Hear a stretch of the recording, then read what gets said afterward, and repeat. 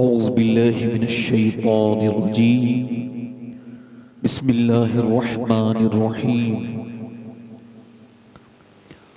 इन्नद्दीन इंदल्लाहिल इस्लाम सदक़ल्लाहुल अज़ीम।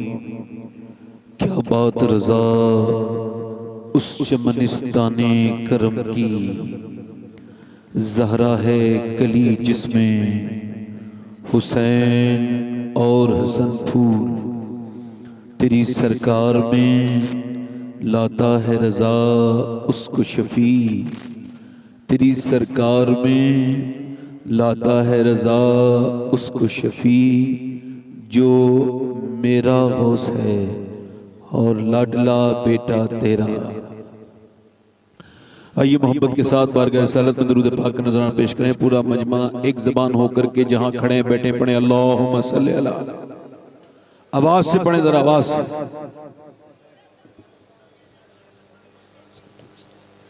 सल्लल्लाहु तआला अलैहि वसल्लम। बाद हम दरूद लायक ताज़ीम व तकरीम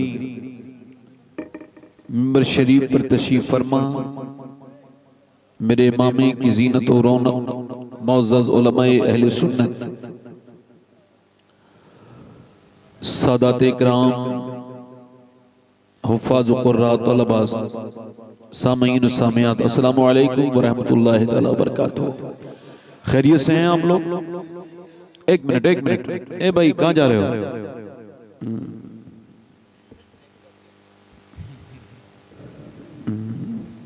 सही आपने बता दिया, मुझे पता नहीं था।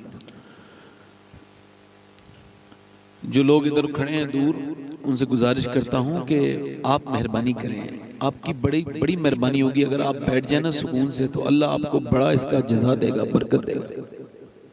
बैठे आप। दूर जो लोग टहल रहे हैं वो भी बैठ जाएं। देखें जरा, थोड़ा मेहरबानी करें। जब ये महफिल हुई है तो फिर इसका कुछ एक बेनिफिट होना चाहिए ना, एक इसका कोई बदला होना चाहिए। नौजवान जितने लड़के हैं उनसे गुजारिश है कि बराए मेहरबानी मेरी तरफ देखें। मैं आपसे गुजारिश कर रहा हूं कि मैं आपका खादिम हूं, आपकी थोड़ी खिदमत करना चाहता हूं, तो मुझे अपनी तवज्जो आप अता करें तो मैं आपको कुछ जो है वो बातें आपको सुनाऊं। याद रखें कि शैतान की शक्ल का कोई तयन नहीं हुआ है। जब भी कोई अच्छी महफिल होती है तो कहीं ना कहीं से आ ही जाता है। खैर, आप आराम से बैठे हैं और आपने कुछ रिएक्ट नहीं करना है, सुनना है आराम से। आप देख रहे हैं कि अच्छा, आप लोग थोड़ा सा माइक वाले भाई, आप बिल्कुल परेशान नहीं होंगे, ठीक है? आपका माइक बहुत अच्छा है। अल्लाह आपको इतनी बरकतें अता फरमाए, इतनी बरकतें अता फरमाए। आप जो भी हैं, मैं आपको नहीं जानता। अल्लाह करे तो आप सिरात मुस्तकीम के राही बने। अल्लाह आपको मेरे पीर, हम सब के पीर सरकार गौसुल आज़म का सदका अता फरमाए। हाँ हाँ, नहीं चचा, चचा सबसे ज्यादा आपकी आवाज आ रही है चचा, मेहरबानी करें। कभी कभी छुपाने के लिए लोग इतना बोलते हैं कि अगर वो खुद चुप रहे हैं तो एक खामोशी का माहौल बन जाएगा। मेहरबानी, बहुत अच्छे लोग हैं, आप सभी अच्छे हैं। तो मैं थोड़ा सा परेशान सा हो रहा हूँ, बैठे आराम से। बस हो गया, ठीक है, सब खैरियत है, सुकून लग रहा है। अच्छा, देख रहे हैं आप हमारे अल्लामा कारी इकरार साहब क़िबला तशरीफ फरमाए, और मैंने जिनके अंदर मौला अली का रंग देखा है, जिनके अंदर गौसुल आज़म का रंग मौजूद है, जिनके अंदर गरीब नवाज का इश्क मौजूद है। मेरा काम ही है कि मैं लोगों से मुलाकात करता हूँ, उनके फयूज़ बरक़ात से माला माल होता हूँ। सबसे खिदमत करके रहना चाहिए, खादिम बन के रहना चाहिए, है ना? किसी ने उवैस क़रनी से पूछा क्या हाल है, किसी ने क्या, मौला अली ने पूछा तेरा नाम, आपका नाम क्या है? तो मौला अली की तरफ देख के बोले अल्लाह का बंदा। आपने फरमाया माँ बाप ने कोई नाम रखा होगा नहीं? तो रो के बोले अली, अगर अल्लाह मुझे बख्श देना तो मेरा नाम उवैस करनी है, और अगर ना बख्शे तो फिर क्या नाम है।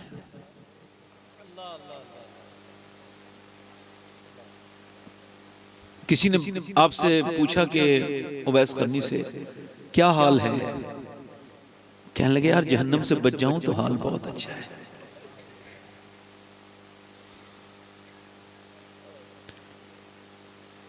तो अल्लाह ने जो रंग अता किया है, तो हमारे मेरे बड़े भाई और बड़े मोहतरम शख्सियत, जिनके बुजुर्गों ने, जिनके एक बुजुर्ग ने आला हजरत की पैदाइश से पहले उनके आने की पेशेनगोई की थी। गुजरात में उनके मज़ार पे मैं हाजिर हुआ हूँ। हमारे सैयद साहब क़िबला उन्हीं की नस्ल से ताल्लुक़ रखते हैं, सैयद अहमद रज़ा साहब। और ये आपके लिए खुश नसीबी है कि ये गुजरात छोड़ के वहाँ पूरा ख़ानदान आबाद है, मगर यहाँ आपको ख़ास तौर से फैज़ान देने के लिए आए हैं। मैं दिल से दुआ करता हूँ परवरदिगार आलम हमारे सैयद साहब को अल्लाह लंबी उम्र अता फरमाए और जमाल और कमाल में बेपनाह बरकतें अता फरमाए। हमारे अदनान भाई बेहतरीन निजामत कर रहे हैं, और मेरी तो बड़ी शॉर्ट में निजामत कर दी, बड़ी खुशी हुई मुझे। कभी कभी लगता है ना, मुझे नाजिमों बड़ा गुस्सा आता है, कभी कभी लगता है इस नाजिम का नंबर लेकर सुबह को फोन करूंगा इसको। पब्लिक जा रही होती है, वो कहते हैं मुझे शेर याद आ रहे हैं, आखिर सुना किसे रहे हैं, है ना? दो शेर और सुन लीजिए यार, का हमें भी तो सुनाने दो ना भाई, मेहरबानी करो भाई, हम भी तो कुछ सुनाने बैठे हैं, आपने तो बड़ा लंबा सुना दिया। तो वो कहते हैं साहब 3 शेर और याद आ रहे हैं। मैंने कहा यार इसका मतलब याददाश्त ज्यादा मजबूत है आपकी। खैर बड़ी अच्छी निजामत कर दी। निजामत का मतलब ये होता है हालात ठीक रहे। निजामत का मतलब निजामी तो है ना? आप काफी शनासा लोग तशरीफ रखते हैं, सारे लोग अच्छे लोग हैं। मैं अपनी बात को शुरू कर रहा हूँ। खैर तो बड़ी अच्छी निजामत करी आकिब साहब ने, बड़ा हमारे राशिद रजा मरकजी साहब माशाअल्लाह, जो कि आलिम भी हैं और एक बेहतरीन शायर भी हैं, अल्लाह उन्हें बरकतें अता फरमाए, उन्हें अच्छा पढ़ा। अच्छा मैंने तकरीर तो करनी है ही, मगर 2-3 शेर पढ़ने थे पहले, अगर इजाजत है तो। आप उस जमीन के हो कि जहां का शेर पूरी दुनिया में पढ़ा जाता है। अली को मैं कैसे मौलाए कायनात कहूं, अली बड़े हैं कायनात छोटी है। उन जगमग जगमग तारों में सरकार का आलम, यही तो ये लहजा दफन है। अल्लाह उनकी कब्र पे रहमतों की बारिश फरमाए। तो और अदब के मामले में ये गोंडा और बलरामपुर का इलाका बड़ा अच्छा है। कारी साहब तुम, हमारे यहाँ का अदब भी गोंडा में आके दफन हुआ है, जिगर मुरादाबादी, समझ रहे नहीं? तो ये जरा थोड़ा सा आप समात करें। तो 2-3 शेर मुझे पढ़ने थे, मगर आप बोल नहीं रहे, तो बोल के सुने। सुभान अल्लाह। अच्छा इतना अभी इस वाले पे तो पाबंदी हो सकती है, मगर इस वाले माइक पर कोई पाबंदी नहीं है और कोई मसला नहीं है। तो मैं ये कह रहा था कि जरा बोल के सुनेंगे ना तो थोड़ा अच्छा लगेगा, है ना? अच्छा ये किसी फकीर ने कहा था कि ऐसा हो नहीं सकता कि नाम हुजूर का आए और दीवाना ना मचले। दीवाना ना मचले। एक साहब मदीने में बैल के ऊपर बैठ गए, तो बैल के ऊपर तो नहीं बैठना चाहिए ना, सवारी के लिए। अच्छा बैल के ऊपर बैठ गए तो फिर एक और उसी की तरह हरकत कर दी कि वो उसे मारने लगे जब वो नहीं चला तो, मगर बैल भी ढीठ था। ये बैल बड़ा खतरनाक है। हाँ ये अपने मिजाज में आ जाए ना तो बड़े बड़े लोगों को, अभी देखना बैल अपनी बरकतें जाहिर करेगा। बात मेरी ध्यान से सुनिए। तो वो बैल पे जो बैठ गए, तो बैल पे बैठ के चलाने लगे, तो बैल चला ही नहीं, इन्होंने उसे मारा। उसने पलट के कहा तुझे शर्म नहीं आती? अल्लाह ने मुझे जब सवारी के लिए नहीं बनाया तो मेरे ऊपर सवार क्यों हो गया? इसने कहा हैरत है कि बैल बोलता है। तो उसने पलट के कहा तुझे इस बात पे हैरत है कि बैल बोलता है?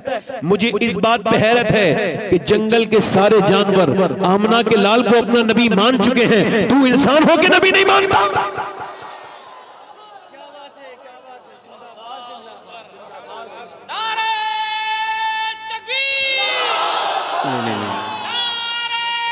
पढ़ता हूँ 2-3 शेर तरन्नुम के साथ, आपकी इजाजत है? सलमान भाई इजाजत है? मैं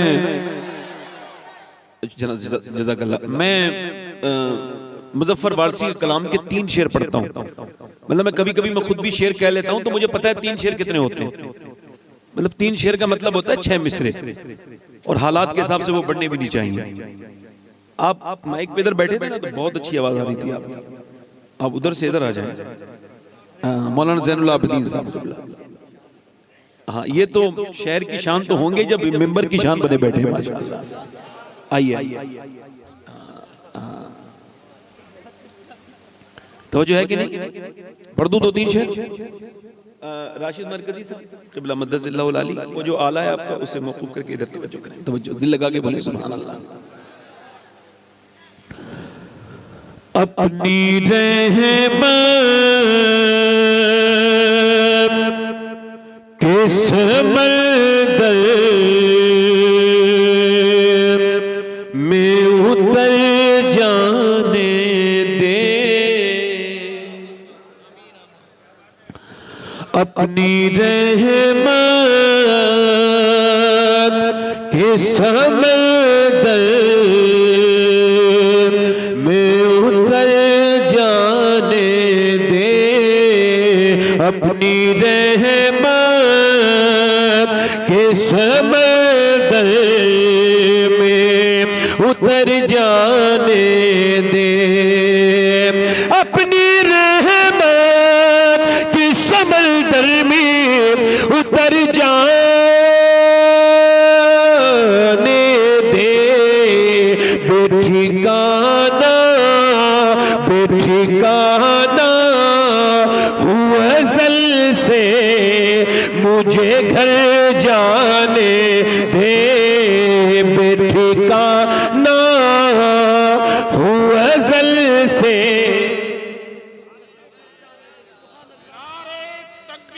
और सुए नारे रिसालत फैज़ान आला हज़रत, सुए तैबा लिए जाती है हवाए तैबा, सुभान अल्लाह। सुए तैबा लिए जाती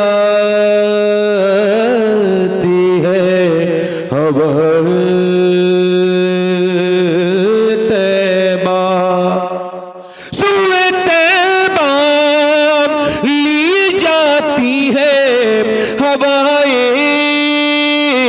तैबा, बुए दुनिया बुए दुनिया बुए दुनिया मुझे गुमराह न कर जाने दे। सुभान अल्लाह। आखिरी शेर पढ़ता हूँ। अगर वक्त अजल सर तेरी चौखट पे धरा हो, जितनी हो कज़ा एक ही, और दरे रसूल पर जिस दम गुलाम का सर हो, कज़ा से कह दो कि एक लम्हा भी कज़ा न करे। मौत पर मेरी शहीदों को बिरश खाएगा,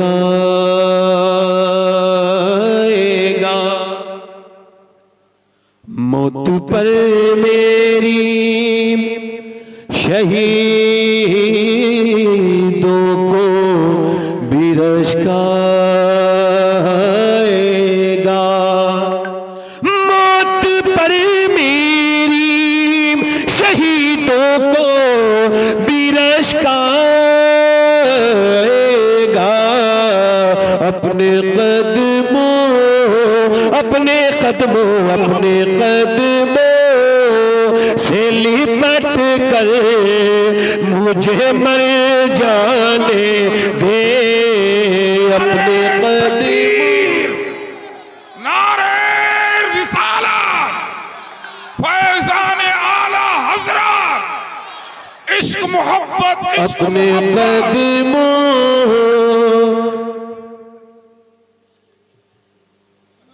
मुझे मर जाने दो। तकरीर शुरू कर रहा हूँ। पूरा हो गया? नहीं, अब कुछ बाकी नहीं। दुआ करें कि ये दुआ कबूल हो जाए।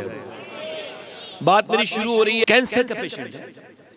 मैंने देखा कि अचानक उसका 2 साल का बच्चा है ना, तो उसने अपने बच्चे के सर पे हाथ रखा और रोने लगा। मैंने कहा भाई रो क्यों रहे हो? कह लगे मैं सैयद साहब वो बदनसीब बाप हूं जो अपने बच्चों को जीते जी यतीम देख रहा हूं। मैंने कहा क्या हुआ? कह लगे मुझे कैंसर है और मैं 2 महीने के बाद मर जाऊंगा। मेरी बात समझ आ रही है आपको? कैंसर के पेशेंट के सामने आप कोई उसे गुनाह की दावत दीजिए, मानेगा ही नहीं।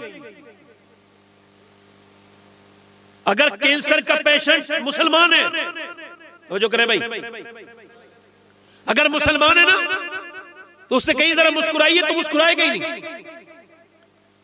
उससे कहिए ये गुनाह कर लीजिए, नहीं करता। आपने देखा होगा जो अस्पतालों के चक्कर लगाता है, पेशेंट हो जाता है, वो इमोशनल भी हो जाता है। हमारे एक सतना में एक भाई है, अल्लाह उन्हें सेहत दे, कही आमीन। हुजूर गौस पाक का जलसा कराते थे, अब ठीक है तबीयत उनकी, उन्हें कैंसर हो गया। अरशद भाई नाम है उनका। मुंह में गुटखा खाने की वजह से कैंसर हो गया। आप लोग सुन नहीं रहे मेरी बात? गुटखा खाने की वजह से कैंसर हो गया। अब एक कैंसर के पेशेंट को मैंने देखा कि मैं उसके पास गया तो मैंने उससे कहा, उसने कहा क्या करना चाहिए जो अल्लाह राजी हो जाए, कुछ दिनों के बाद मर जाऊंगा। तो मैंने कहा उसके सामने रोया करो, लोगों के सामने रोना बंद करो। ये आंसू अल्लाह ने किसी दूसरे के सामने रोने के लिए दिए नहीं, सिर्फ अपने लिए रोने के दिए। एक कैंसर के पेशेंट को एहसास हुआ कि उसे मरना है, तो नेकी शुरू हो गई। बुराई से उपज गया, अब उससे कोई बुराई करवाना चाहे नहीं करेगा, मौत का एहसास हो गया। आइए हदीस देखते हैं। हजरत सैयदना अब्बास हुजूर के चचा कहते हैं हुजूर के साथ था, इस्तंजा फरमाया हुजूर ने, और वुजू करना था, कोई 12-13 कदम पानी था। हुजूर ने वहीं पे तयम्मुम किया, यानी पानी मिट्टी जो है ना, मिट्टी उससे तयम्मुम किया। अच्छा तयम्मुम जब होता है जब पानी, अब कहते हैं मैंने हैरत से सवाल किया, या रसूल अल्लाह सामने पानी है और आपने तयम्मुम क्यों कर लिया? तो हुजूर की आंखों में आंसू आ गए।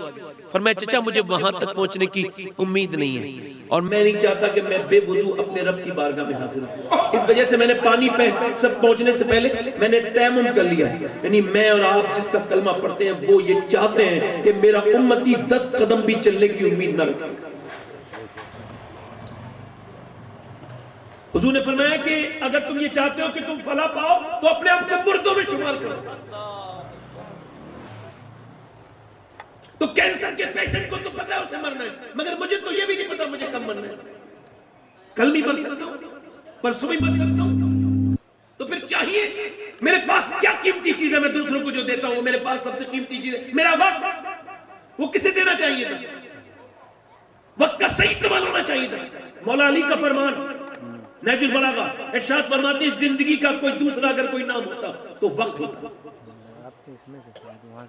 और वासिफ अली वासिफ फरमाते जो वक्त को बर्बाद कर रहा है एक दिन वक्त उसे बर्बाद करके छोड़ेगा। एक साहब कह रहे थे मेरा दिल नहीं लगता है, खाली हूं तो मैं गेम खेल लेता हूं। मैंने कहा मेरे साथ ऐसा नहीं होता। कह लगे क्यों? मैंने कहा सुनो, वासिफ अली वासिफ फरमाते जिसकी तन्हाई अच्छी नहीं होती उसकी महफिल अच्छी नहीं हो सकती। कह लगे आप गेम नहीं खेलते? मैंने कहा नहीं मैं गेम नहीं खेलता हूं। अब क्या करते हैं?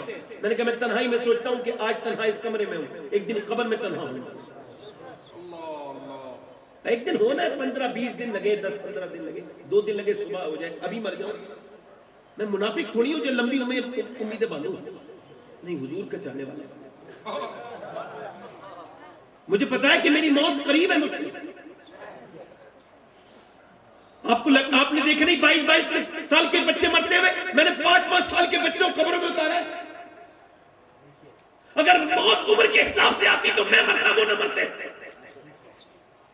मगर आज मैं पूछना चाहता हूं नौजवानों से कि तुमने अपना वक्त कहां सर्व किया है? आज रात में बैठे हो, आपको भारी लग रहा होगा, यार बड़ी रात हो गई, घड़ी देखेंगे बार बार। अम्मी आयशा फरमाती ये तो लोग घड़ी देखते हैं आप लोग, मगर अम्मी आयशा फरमाती पूरा मदीना जब सर्दियों की रात में सो जाता था तो मेरे आका करीम अपनी उम्मत की दुआ करने के लिए, अपनी उम्मत की बख्शिश की दुआ करने के लिए हुजूर खड़े हो जाते थे कयाम में, और इतना लंबा खड़े होते थे, कयाम फरमाते थे कि हुजूर के पैरों पे बरम आ जाता था। फरमाती हुजूर जब रोना शुरू करते थे इतना रोते थे कि आंखें सूज जाती थी। हुजूर के आंसू घर के बाहर को निकल जाया करते थे। मेरा इमाम नाम कहता है आंखें रो रो के सुजाने वाले, जाने वाले नहीं आने वाले। यार जरा गौर तो करो, आज आपको लगता है कि बहुत वक्त गुजर गया। मैं पूछना चाहता हूं जितने भी नौजवान यहाँ बैठे इन सबसे कि तुम अपनी जिंदगी में गौर करो, वॉच टाइम देखो, हिस्ट्री गौर करो, अपने यूट्यूब हिस्ट्री में जाओ और देखो तुमने यूट्यूब को कितना टाइम दिया है, और फिर देखो कि इंस्टाग्राम को क्या टाइम दिया है, फिर तुम देखो कि तुमने फेसबुक वाले को कितना टाइम दिया है, और फिर ये भी देखो कि तुमने मदीने वाले को कितना टाइम दिया है।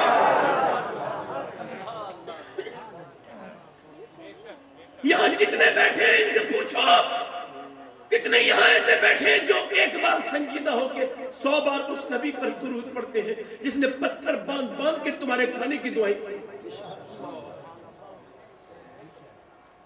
हम अपने रंग में नहीं है। किसे दे दिया वक्त? मुझे बताओ, एक आदमी ने डॉक्टर से कहा दिल्ली में, कहने लगा ये 20 लाख रुपया ले लो और 20 लाख रुपए में एक काम ये करो कि मेरे बाप को 10 मिनट मेरी बात करा दो। उसने कहा आई एम सॉरी भाई, बाप माफ करो भाई, ये खुदा का काम है, मेरा काम नहीं है। उसने कहा 25 ले लो, कहा नहीं, कहा 1 करोड़ रुपए ले लो। उसने कहा तुम समझते क्यों नहीं, तुम्हारा बाप मर चुका है। अल्लाह अकबर, जरा गौर तो करें कि 10 मिनट की कीमत 1 करोड़ रुपया नहीं हो सकता, मगर मैंने जो यूट्यूब को वक्त दिया है अपना। क्या आप मुझे बताओ वक्त के हर फितने से तौबा करनी चाहिए, पनाह मांगनी चाहिए? मैं अपने मोबाइल से रोज अल्लाह की पनाह चाहता हूं, आप भी अपना मामूल बनाएं, हाथ गिड़गिड़ाया करें उससे, अल्लाह मैं मोबाइल के फितने से बचना चाहता हूं। मोबाइल मुझे कहां कहां ले जाता है, इसकी बातियां बड़ी अंधी है। इसमें जाने वाला आदमी कहां से निकल के कहां मरे डूबेगा कुछ पता नहीं। तो मैं पूछना चाहता हूं मेरे भाई, तूने इंस्टाग्राम वाले को टाइम दिया तो उसने क्या किया?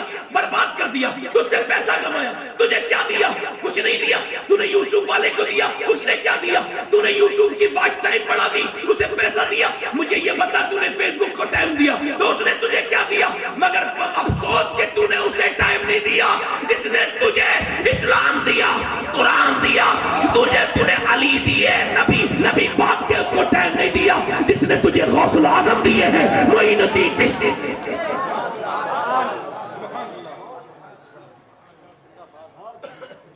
अच्छा, फिर किसी का अब जिक्र क्या होता है? चौराहे पे बैठ के फला साहब हमारे लीडर बन जाए तो अच्छा होगा, फला आ जाए, फला चला जाए।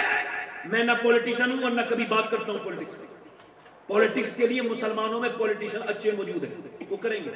मगर एक बात करना चाहता हूं, तुम जिन्हें अपना नेता कहते हो ना, इन सब के दामन इस लायक नहीं है कि उनकी कसम खाई जा सके। एक का भी किरदार और नेचर ऐसा नहीं है जिस पर कसम उठाई जा सके। तुम उसे भूल रहे हो। एक ऐसा भी तुम्हारी कौम में एक ऐसा बुजुर्ग गुजरा, एक ऐसा कायद गुजरा, एक ऐसा सुल्तान गुजरा, एक ऐसा बादशाह गुजरा, एक ऐसा शहंशाह गुजरा कि जिसने मियां 10 साल हुकूमत की दुनिया पर, कितने 10 साल हुकूमत की मदीने में, और उसने 10 साल के अंदर 1060 शहर फतह किए। एक विधानसभा की बात नहीं कर रहा हूं, एक लोकसभा की बात नहीं कर रहा हूं, ये 1060 शहर उसने 10 साल में फतह किए। और यानी उसके दौरे हुकूमत में हर 3 दिन के अंदर, उसके दौरे हुकूमत में हर 3 दिन के अंदर एक शहर फतह होता था। उसने 10 साल में 4000 मसाजिद तामीर करवाई। कितनी? 4000। ये बताओ, जब 4000 मस्जिदें बनी होंगी तो मुसलमान कितने बने होंगे? मियां जरा गौर तो करो, वो वही तुम्हारा कायद है जिसने एक करवट ली तो उस वक्त की सुपर ताकत कैसर को बर्बाद कर दिया, और दूसरी करवट ली तो किसरा को बर्बाद कर दिया। उसने मियां नौशेरवा के गुरूर को खाक में मिला दिया। मियां उसके 14 पैमद उसके कपड़ों में लगे थे, एक पैमद उसके चमड़े का लगा हुआ था, मगर उसे पढ़ने के बाद मियां एक अंग्रेज ने कहा था, माइकल हार्ट ने कहा था, अगर दुनिया में 1 साल उमर और जिंदा रह जाता तो दुनिया में सिवाय इस्लाम के और कुछ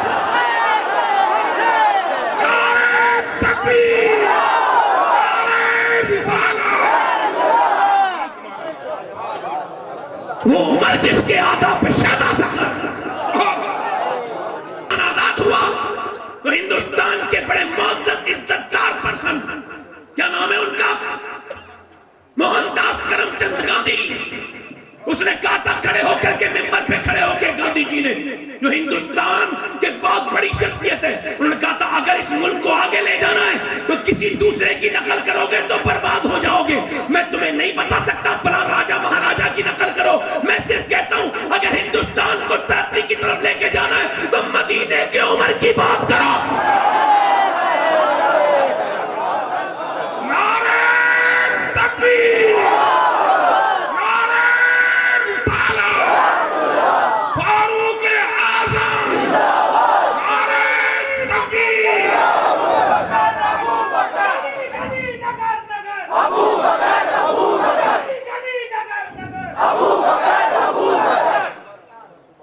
हैं? अली की औलाद से उमर का जिक्र सुनने को कैसा लग रहा है, जरा बोलो तो सही सुभान अल्लाह। उमर उमर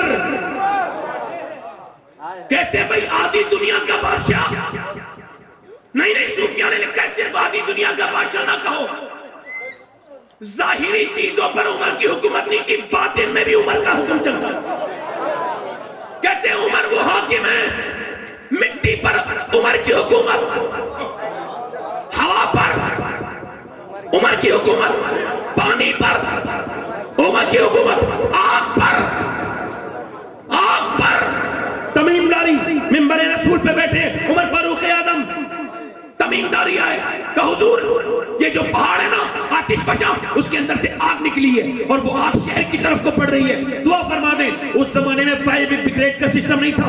हजरत उमर फारूक आजम ने अपनी चादर ली, कहे दुआ की जरूरत नहीं, लो मेरी चादर लेकर के जाओ। तो हुजूर चादर से क्या करना है यार, जाहिरी तौर है आग तो चादर को जला देगी ना, अल्लाह अकबर, पर मैं मेरी चादर से उस आग को पीछे करते चले जाना, वो पीछे चली जाएगी। तमीमदारी आग मियां लेकर के जाते हैं उमर की चादर, और जाकर के आग की तरफ जब ऐसे करते हैं तो रिवायत में लिखा है हजरत तमीमदारी कहते हैं जब मैंने उस आग को उस चादर से पीछे करना शुरू किया तो जैसे डंडे को देखकर जानवर भागता है, वैसे ही उमर की चादर को देखकर वो आग भागती थी और दुनिया को बताती थी कि जब उमर की चादर दुनिया की आग से बचा सकती है तो आमना के लाल की चादर दुनिया जहन्नम की आग से बचा सकती है।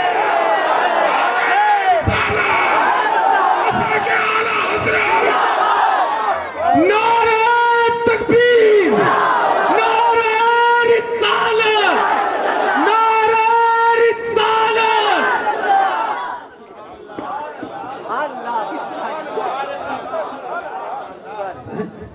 किनका जिक्र करने चले हो, जरा बोलो तो सही सुभान अल्लाह। उमर मियां जरा गौर करो, आप पे उमर की हुकूमत है। एक मर्तबा मदीने में ज़लज़ला आया, मदीने की जमीन हिलने लगी। जब जमीन पे लर्ज़ा बरंदाम जमीन हो गई, जब जमीन हिली हजरत उमर ने देखा कि ज़लज़ला आ रहा है, भूकंप आ रहा है। हजरत उमर नीचे उतरे, उतरने के बाद पांव रखा जमीन पर और फरमाया क्या मैं तेरे ऊपर इंसाफ नहीं करता हूं जो हिल रही है? अगर मैं तेरे ऊपर इंसाफ करता हूं तो काम बिल्कुल जो है वो ठहर जा, यहीं पे रुक जा, साकिन हो जा। इतना कहना था, ज़लज़ला जाता रहा। अल्लाह अकबर, जब उमर के कदम की हैबत के ये आलम है तो आमना के लाल के कदम का आलम क्या होगा? मियां पूरी दुनिया में 1400 बरस हो गए, पूरी दुनिया में भूकंप और ज़लज़ला आया मगर मदीने में आज तक नहीं आया।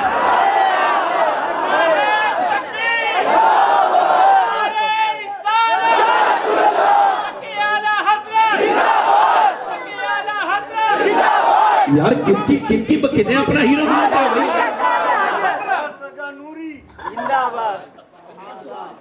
इधर देखें ना, सही है, एक दूसरे को अप्रिशिएट करना चाहिए। एक मिनट इधर देखें भाई, इधर थोड़ा सा तवज्जो करें। अरे किसे अपना हीरो बनाया भाई? उसे क्यों नहीं बनाते कि जो खड़ा है मदीन बैठा है मिंबर रसूल पर और वहीं पे खड़े होकर कहते हैं सारिया तुम पहाड़ को मत छोड़ना। हाय हाय, लोग कह रहे हैं ये क्या किया उमर? वो सारिया तो वहां 1300 किलोमीटर दूर है इराक में, और यहाँ तुम क्या कर रहे हो? या सारिया जबल, ए सारिया पहाड़ को ना छोड़ना, पहाड़ को ना छोड़ना। सारिया 3 महीने के बाद आए। हजरत अली बोले ए बताओ फला वक्त में फला टाइम पे तुम्हें कोई आवाज आई थी? कहने लगे हाँ उमर की आवाज आई थी। उमर ने कहा था पहाड़ को ना छोड़ना। अगर उमर ना कहते तो पहाड़ के पीछे लश्कर छुपा, हमारी फौज कत्ल हो जाती, शहीद हो जाती, इस्लामी लश्कर पस्ता हो जाता। हजरत उमर की ये बात सुन के मौला अली बोले लोगों, उमर ऐसा हाकिम है जिसकी हुकूमत सिर्फ जमीन सिर्फ दुनिया में नहीं चलती बल्कि हवाओं पर भी चलती है। हम यहां से पुकारे वहां वो सुने। ये हाल है खिदमतगारों का, सरकार का आलम क्या होगा? अच्छा, ये सब वाकयात मूसी वाली टीम भी बयान करती है। ये वाकयात जो दूसरी टीम है ना, ये जो अभी कुछ दिनों पहले नए नए हुए कुछ लोग, इनके बाप दादे सब सुन्नी थे, उनकी बात कर रहा हूं। तो ये बयान करते हैं उमर की बात ये है, और फिर कहते हैं अल्लाह ने बड़ा करम किया उमर पर। तो हमने कहा इसमें कोई शक थोड़ी है, मगर ये भी तो देख किसकी वजह से किया है अल्लाह ने करम।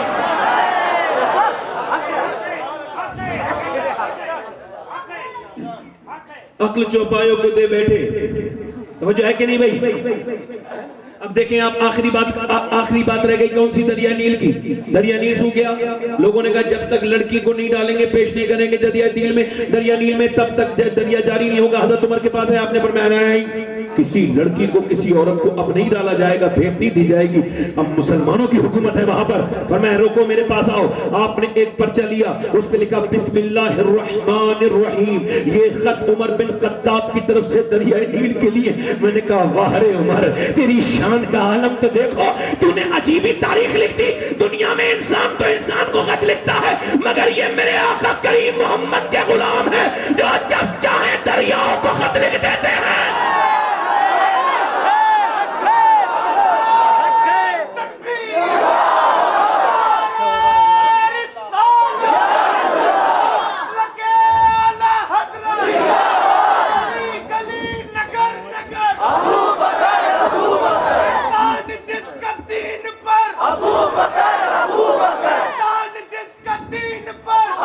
उमर उमर उमर उमर बोलो जरा सुभान अल्लाह, बोलो अल्लाहु अकबर। आज मुझे लग रहा है, मेरा दिल कह रहा है कि आज मदीने से मेरे आका बलरामपुर की तरफ देखते होंगे कि आज कैसे गुलाम बैठे हैं खैरातें लेने फारूक आजम की। उमर अपने कायद को याद क्यों नहीं करते?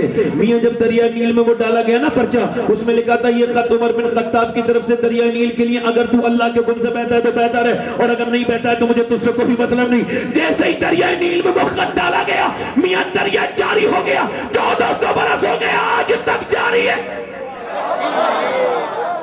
आज तक यार उमर ऐसे कैसे बन गए? उमर तो तलवार लेके हुजूर को माज़अल्लाह कत्ल करने आए थे, है ना?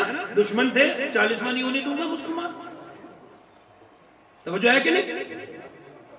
40वां नहीं होने दूंगा, इस्लाम को आगे नहीं बढ़ने दूंगा, कत्ल कर दूंगा, खत्म कर दूंगा। किसी ने कहा उमर ठहरो यार, आराम से, अपनी बहन बहनों को तो देखो क्या हुआ। तुम्हारे बहनें तो खुद मुसलमान हो गए।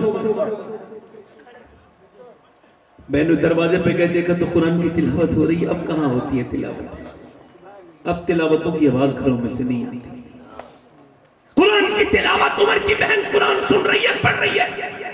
दस्तक दी, बहनों ने दरवाजा खोला, का तो मुसलमान हो गया।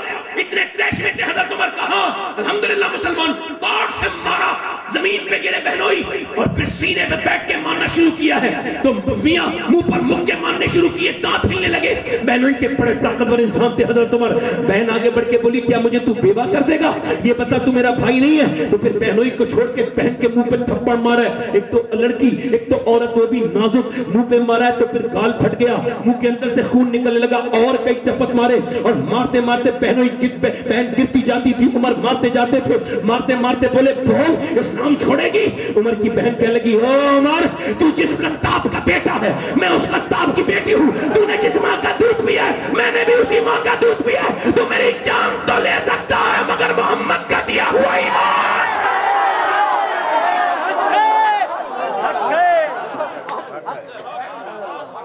उमर चूंकि समझदार इंसान थे ना, अपने जमाने में इस्लाम लाने से पहले भी तकरीर किया करते थे, अपने कबीले का तारुफ पेश करते थे मक्के में। आप सबसे ज्यादा बड़े माने जाते थे। आपने फरमाया ये कौन सा रंग जा गया है तेरे ऊपर जो तू अपने भाई को नहीं पहचान रही? बहन बोली जो अल्लाह को पहचान लेता है फिर वो किसी को नहीं पहचानता। उमर बोले ला वो किताब मेरे पास भी तो लेके आ, मैं भी उसे पढ़ूंगा। कह लगे तुम नापाक हो, पहले पाक हो। कुरान को नापाक हाथ नहीं लगाते। हजरत उमर बोले चल तो फिर मुझे पाक करा दे। बहन हाथों पे पानी डाल रही है और डालते डालते रोते रोते कहती है मालिक देख मैं कितनी पिटी हूँ, मेरे मुंह से खून निकला है। मालिक मैं कितनी कमजोर हूँ, मेरा ये भाई है, इससे बहुत मोहब्बत करती हूँ, इसे ईमान की तौफीक दे दे। इसका हाथ धोना मेरा काम है, दिल धोना ये तेरा काम है। उधर एक दिन पहले मेरे हुजूर दुआ मांग चुके थे, ए अल्लाह अमर बिन हशाम या उमर बिन खत्ताब, इन दोनों में से एक को ईमान की तौफीक अता फरमा दे। मेरा इमाम कहता है इजाबत का सेहरा, इनायत का जोड़ा, दुल्हन बन के निकली दुआए मोहम्मद। मियां अरब का पहलवान आज जो है वो बहन के पास बैठा है। अल्लाह अकबर, आज बहन कुरान पढ़ रही है? नहीं, अब लड़कियां कुरान नहीं पढ़ रही, अब वो नॉवेल पढ़ रही हैं, अब वो किस्तें, अब वो देख रही हैं सीरियल और उनके एपिसोड। घरों से कुरान उठ गए।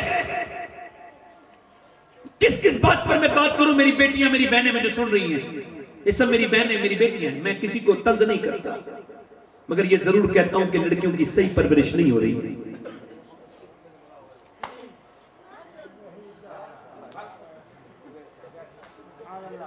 मैंने आपसे पहले ही शुरू किया था ना, देखें, पहले बताया था। मेरी तरफ देखें आप जरा, थोड़ा सा मैं डिस्टर्ब हो जाऊंगा। बड़ा अच्छा मेरा दिल लग रहा है इस बार। आपका लग रहा है कि नहीं लग रहा है? मुझे लगी नहीं, मैं बलरामपुर में बैठा हूं, मुझे तो लग रहा है कि जैसे मैं बगदाद शरीफ में बैठा हूं, ऐसा लग रहा है अजमेर में बैठा हूं। रूहानी समय यही है। हाँ नहीं, कोई मसला नहीं, वो दीवाना। और मेरी तरफ देखें आप। अब लड़कियां क्या कर रही हैं? इकबाल ने आज से 100 साल 70 साल पहले कहा था तकरीबन, लड़कियां पढ़ रही हैं अंग्रेजी, ढूंढ ली कौम ने फला किरा, ये रविश कैसे गुल खिलाएगी, पर्दा उठने की मुंतजिर है निगाह। अभी वो लड़की ने जो है ना, वो बड़ा वो हो गया नहीं, मस्जिद देखें, लोगों को बड़ा शौक है फेसबुक चलाने का, व्हाट्सएप, और उस पर क्या करते हैं, उस पर वो भी लगाते हैं क्या, स्टेटस। अच्छा, स्टेटस का मतलब होता है हालात। मैं तो यही इसका तर्जुमा समझ पाया हूं।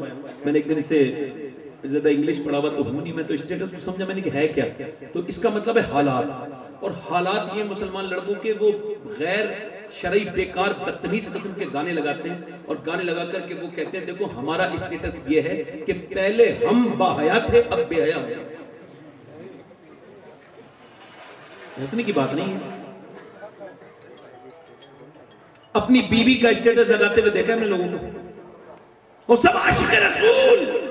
अच्छा मुझे पता मेरे मोबाइल में कोई नंबर होंगे किसी गैर बेकार इंसान के? नहीं हो सकते ना। तो उन लोगों का स्टेटस मैं देखता हूं, उन्हें नहीं पता चलता, मैं देखता हूं, मगर मैं देख लेता हूं। फिर बाद में उनसे बात भी करता हूं। मैंने कहा तुमने अपनी बीवी को सारे कांटेक्ट वालों को दिखा दिया? बोले नहीं। तो मैंने कहा तुमने स्टेटस लगाया था। स्टेटस का मतलब होता है हालात।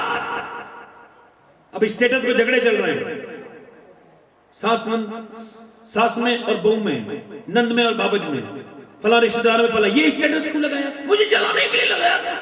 तो तुम जले क्यों भाई? तुमने देखा क्यों? मुसलमान लड़कियां मादअल्लाह स्टेटस लगा रही हैं। इधर देखो, अभी मैंने इनसे कहा था थोड़ी देर पहले आकिब से, मैंने कहा ये देखो, ये फातिमा नाम लिख रहा है और ये लड़कियां किस तरह की वीडियोस बना रही हैं। लिख रहा है राबिया नाम, इधर देखिए क्या लग रहा है, राबिया नाम लिख रहा है, रेहाना फातिमा नाम लिख रहा है, आयशा फातिमा नाम लिख रहा है, खतीजा। और बेहुदा तस्वीरें बेगैरती के साथ अपने जिस्म की नुमाइश करने वाली वीडियोस वो डालती हैं। किसी भी तरह की वीडियो नहीं, हराम में डालना चाहिए, मगर इस तरह के वीडियोस जो बेकार लड़कियां जिनके नाम रेहाना है, जिनके नाम अफसाना है, जिनके पास नाम मुसलमान है, आयशा है, फातिमा है, खतीजा है, उनसे हाथ जोड़ के गुजारिश करता हूं, ऐसा करो, या तो अपना किरदार बदलो या अपने नाम बदलो।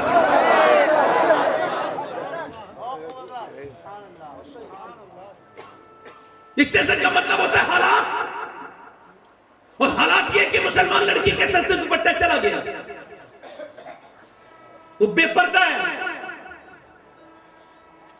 अभी वो लड़की ने बेंगलोर के अंदर जब नारा लगाया तो पूरे मुसलमान क्या कहने, मुस्कान, ये वो दुनिया भर की चीजें उसे भुनाने लगे, चैनलाइज करने लगे उस मुद्दे को, है ना।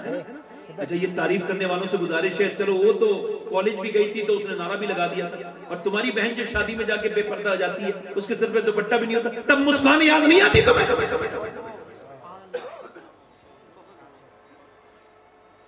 मुस्कान के नाम पे लाइक लेना चाहते हो, लाइक फेसबुक पे पोस्ट डाल के कहता है लाइक तो कर दो, मेरी बहनें कहती है लाइक तो कर दो, अरे इसे फॉलो तो कर लो। मैं कहता हूं मैंने आज तक स्टेटस नहीं लगाया, मुझे पता है स्टेटस सबको दिखाने का नहीं होता, क्योंकि सबको दिखाओगे रसवा हो जाओगे, रब को दिखाओगे तो अल्लाह तुम्हें बरकतें अता करेगा।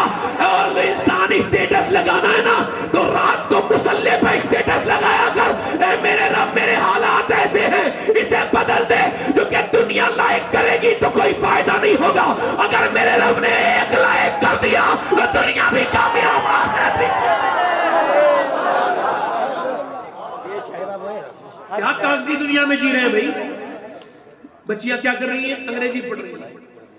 अच्छा, फिर एक साहब से मैंने कहा अपनी बहन को पर्दा कराया करो, बेटी को। कहने लगे मौलाना साहब कोई बात नहीं, मुझे अपनी बेटी पर भरोसा है। मैंने कहा तुम बड़े जाहिल इंसान हो, मैं तुम्हें जलील करूंगा अपने अल्फाज में, तो ठीक से जलील नहीं होगी। चलो जुनैद बगदादी का लहजा लेता हूँ। जुनैद बगदादी से किसी ने कहा मुझे अपनी बेटी पे बड़ा भरोसा है, आपने धक्का दिया, जालिम जाहिल, भाग यहाँ से, ऐसी बकवास करता है। तेरी बेटी ज्यादा भरोसे के लायक है या अल्लाह के रसूल की बेटी ज्यादा भरोसे के लायक है? और ये बता तेरी बीवी ज्यादा भरोसे के लायक है या हुजूर की बीवी ज्यादा भरोसे के लायक है? ये मुसलमान लड़कियां आज ऐसी बेपर्दा शादियों में, घर में रहेंगी तो बिल्कुल बेकार से कपड़े औरतें पहनेंगी, पर शादियों में जाएंगी तो बेतहाशा बेकार, बिल्कुल बेकार। मेरी बहनों, मेरी बेटियों, ये क्या कर रही हो तुम? थोड़ी सी तारीफ के चक्कर में। एक साहब कहने लगे मेरी बीवी बड़ी नेक थी, मैंने कहा फिर? पड़ोसन ने बड़ा परेशान कर दिया। क्या हुआ? कहने लगा पड़ोसन घर आ गई एक दिन, कहने लगी तू इतनी मालदार है, जेवर अच्छे हैं और तेरा कपड़े भी अच्छे हैं, तू बिल्कुल पर्दे में जाती, कुछ दिखाई तो देता ही नहीं। अरे सब अपने ही तो लोग होते हैं शादी में।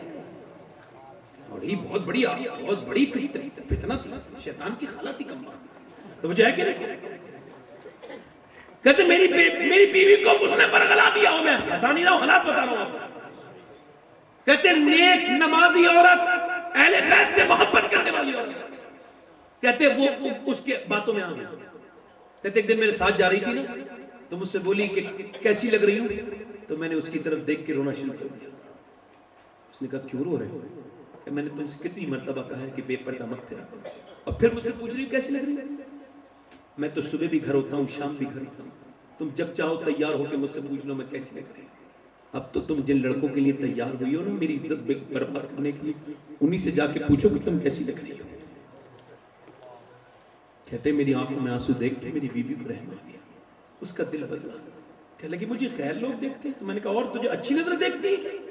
घटिया नजर देखती है, बेखम नजर देखती है। आला हजरत फरमाते हैं जब औरत बीवी अपने मर्द के लिए पर्दा करती है, किसके? अपने मर्द के लिए मेकअप करती है, मेकअप ये सिंगार, तो फरमाते जितनी मर्तबा आईना देखती है ना उतने ही सत्य का सवाब अल्लाह अता करता है। और जब वही औरत बेपर्दा होकर बाहर निकलती है तो हर कदम पे अल्लाह की लानत को समझ लीजिए। गौसुल आजम ने अपने खुतबे में इरशाद फरमाया, ये हदीस कुदसी को बयान करते हैं गौसुल आजम, फरमाते अल्लाह ने फरमाया कि मैं जब किसी पर लानत भेजता हूं तो उसकी 7 नस्लों तक उसका असर रहता है।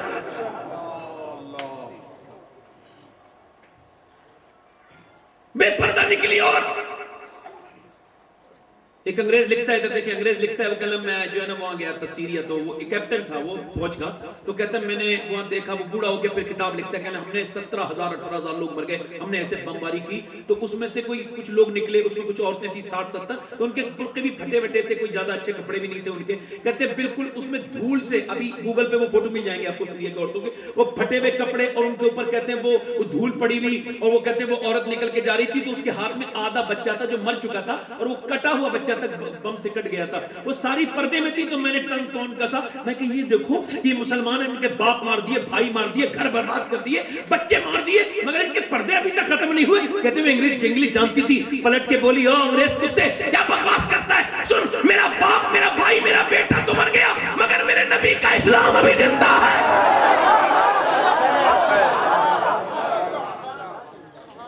मुसलमान लड़कियों के लिए आइडियल सैयदा पाक, सैयदा फातिमा तो ज़हरा की जिंदगी है, हुजूर की बेटी की जिंदगी है। और कैसी जिंदगी है? सैयदा पाक के बारे में मेरा इमाम कहता है जिसका आंचल न देखा मोह बहर गया, उस रिदाए नज़ाहत पे लाखों सलाम। सैयदा ज़हरा तैयबा ताहिरा जाने अहमद की राहत पे, बोलो तो सही जरा, जाने अहमद की राहत पे दिल लग रहा है। और बोलूं या खत्म कर दूं? बोलो और बोलूं, अभी तो मेरी तकरीर शुरू हुई है, जोर से बोलो सुभान अल्लाह। जाने अहमद की राहत पे लाखों सलाम। नबी पाक सल्लल्लाहु अलैहि वसल्लम की बेटी देखे मौला अली फरमाते मेरी शादी हुई, शादी के बाद फातिमा मेरे घर आई। कहते मैं फातिमा को देख के रोया, तो फातिमा बोली मुझे आप देख के रोते क्यों? अच्छा देखे दुल्हन जब घर में आए तो आदमी तो रोता नहीं ना, वो मुस्कुराता है या अच्छी बात करता है, अच्छा माहौल होता है। कहते मैं बीवी को देख के रोने लगा। फातिमा मुझसे बोली आप क्यों रोते हैं? मैंने कहा फातिमा कितने भी गरीब की लड़की की शादी हो ना तो 2-3 जोड़ी कपड़े होते हैं, मैं हुजूर की सादगी पे और तुम्हारे सब्र को देख के रो रहा हूँ कि फातिमा तुम दुल्हन भी बनी हो तो 17 पेमत की चादर में बनी हो। कहते फातिमा ने फरमाया मेरे अब्बा ने कहा था फातिमा अच्छे कपड़े, अच्छा जेबर औरत का जेबर नहीं है, औरत का जेबर उसका पर्दा है। हुई तो दूसरे दिन किसी ने दावत की कि मेरे घर दावत को चले, मैंने कहा क्यों? कि मैं चाहता हूँ हुजूर की बेटी घर पे आ जाए और आप भी आ जाए, क्योंकि वो काम नहीं करती होंगी ना, अभी नई नवेली दुल्हन है। तो कहते हैं मैंने उसकी तरफ देख के रोना शुरू किया। कैसी बात करता है, नबी की बेटी ने पहले दिन इतनी चक्की चलाई है कि रात मैंने देखा कि उनके हाथों पे जख्म बन गए थे। आज मॉर्निंग वॉक पे नहीं जानी लड़कियां। एक डॉक्टर ने का मैसेज आया, उन्होंने कहा कि वो सैयद साहब क्या चाहते हैं कि लड़कियां मॉर्निंग वॉक ना करें, मुसलमान औरत थी। मैंने उनकी तकरीर सुनी, वो कह रहे हैं मॉर्निंग वॉक पे जाती हैं लड़कियां। मैंने कहा हाँ, मैं क्या चाहता हूं कि ना जाएं। क्यों? बोले क्यों? मैंने कहा मॉर्निंग वॉक की क्या जरूरत है भाई? पहले के जमाने की औरतों के पास क्या थे? चूल्हे बेहतरीन नहीं थे, ऐसे वाले चूल्हे, तो मेहनत करती थी, चक्की भी चलाती थी। खैर चक्की अब नहीं चलाएंगी, मगर झाड़ू लगाती थी। उसके बाद जो है वो कपड़े तो धोती थी, मगर कपड़ों की अब मशीन आ गई, सारा फारिग हो गई। अब खा खा के औरतें मोटी हो रही हैं। और उसके बाद वो क्या कर रही हैं? अब वो सुबह को मॉर्निंग वॉक करने जा रही हैं। मैं बताऊं, मुझे बताओ, आप जरा गौर करें, अल्लाह के रसूल अलैहि सलाम की जिंदगी की, बेटी की जिंदगी देखें। इमाम हसन कहते हैं मेरे घर में 17 दिन का मैंने फाका देखा, मगर मेरी माँ एक रात में 1000 रकात नमाज नफिल पढ़ती थी। इस्लाम ने इतना बदला है औरत के लिए, अपने निजाम को, कि किसी के लिए कोई नहीं बदल सकता। अरे इस्लाम को समझो तो मेरी बेटियों, अल्लाह ने फरमाया, हुक्म यह है कि जब अजान नमाज पढ़ो तो यहां तक हाथ लाओ, अल्लाह अकबर कह के नीचे को बांध लो। मगर औरत के लिए हुक्म है, नहीं नहीं, तेरे जिस्म की बनावट और है, बस तुझे यहां तक लाना है, यहां तक लाना है। अल्लाह नहीं चाहता कि तेरी बेपर्दगी।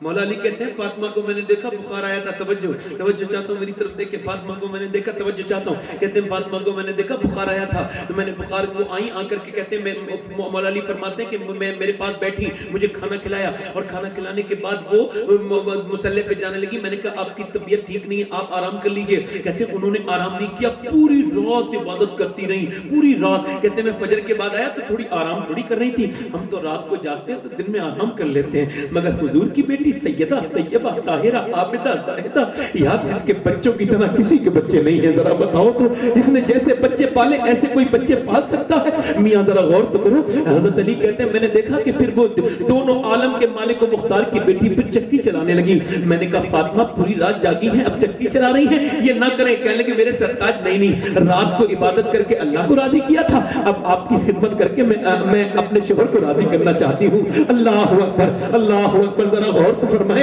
ये कौन थी जिन्हें आइडियल अपना समझती थी? कौन थी वो औरतें? जब तक सैयदा खातून जन्नत याद थी औरतों को, और औरतों की रात की नमाज कायम थी, तहज्जुद वाली, बच्चे नेक पैदा होते थे। इकबाल कहता था मेरी बेटी तुझे कुछ करने की जरूरत नहीं है, अपने बच्चों को कितनी भी तालीम देगी ये तेरे नहीं हो सकते। अगर तू ये चाहती है कि बच्चे आशिक रसूल बने और तेरे लिए फायदा मंद बने, तो तू बतूल की खातिमा बन जा, यानी फातिमा की नौकरानी बन जा, उनके नक्शे कदम पे चलने लग, ऐसे के जैसे दिल्ली के अंदर दिल्ली के अंदर एक बच्चा है, और वो बच्चा उठा है, 8 साल की उम्र है, उसने देखा कि उसकी माँ रात के वक्त में रो रही है, वो रात को अपनी माँ के करीब गया, जाकर के देखा कि माँ रो रही है। माँ से कहने लगा अम्मी जान क्यों रो रही थी? नमाज का उसने सलाम फेरने के बाद कहा बेटे मैं इस वजह से रो रही थी। तुम उठ गए? कहा बेटे मेरे हाथ में अभी कीड़ा चला था। फिर मैंने सोचा कुछ दिनों के बाद, आज ना तो कल परसों, 10 साल में 15 साल में कब्र में जाऊंगी, और जब मुझे यहाँ से दफन करने के मैं मर जाऊंगी तो यहाँ से मुझे ले जाने के बाद दफन कर देंगे, ऊपर से तख्ते लगाएंगे,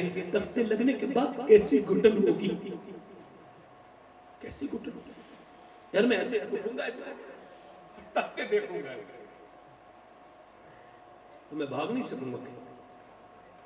हुजूर फरमाते हैं इंसान सो रहे हैं, जब कब्र में जाएंगे तो आंख खुल जाएगी, फिर देखेंगे। तो कह लगी मेरे बेटे फिर मैं जब अंदर कब्र में जाऊंगी तो आदमी जब बैठा होता है ना तो मच्छर नहीं होता है, मगर जब आदमी बैठ जाता है तो आ जाते हैं मच्छर। ऐसे ही जब मेरी लाश रखी जाएगी तो कीड़े आ जाएंगे, कोई नाक में चढ़ेगा, कोई मुंह में चलेगा। बेटे कीड़ों से डर रही हूँ। बेटा आगे बढ़ के बोला अम्मी आप तो बहुत बड़ी हैं, मैं बहुत छोटा हूँ, मैं मर गया तो क्या होगा? मेरी अम्मी मेरे लिए दुआ करो। तो माने का बेटे सजदे में जा, अल्लाह कब्र के अजाब से बचाएगा। कभी अपने बच्चों के साथ रात को नमाज पढ़ने का दिमाग बनाओ, देखो कैसे रहमतें आएंगी।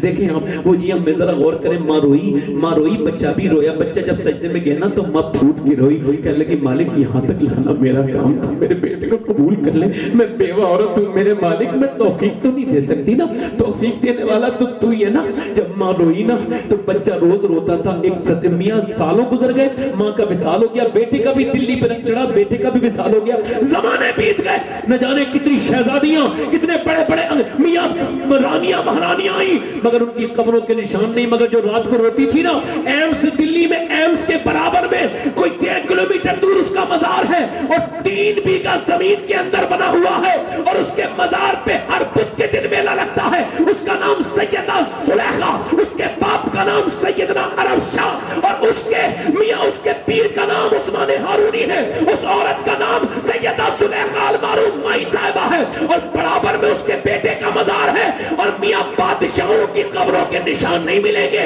मगर उसके बेटे के मजार पे रोज मेला लगता है। उसका नाम निजामुद्दीन महबूब इलाही है।